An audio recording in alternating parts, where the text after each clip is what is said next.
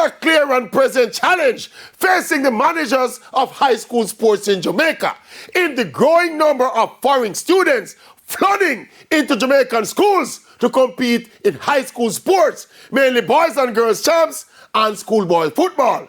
The figure is over 500 students across all sports and a wide cross-section of schools for this current school year. And of course, this poses a multi-layered carry of challenges for the Intersecondary School Sports Association, ISA.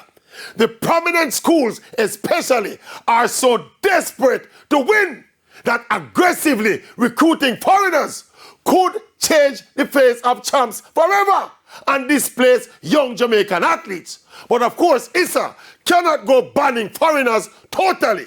That extreme would be unjust and hypocritical, with Jamaican students being free to attend the college or university of their choice overseas.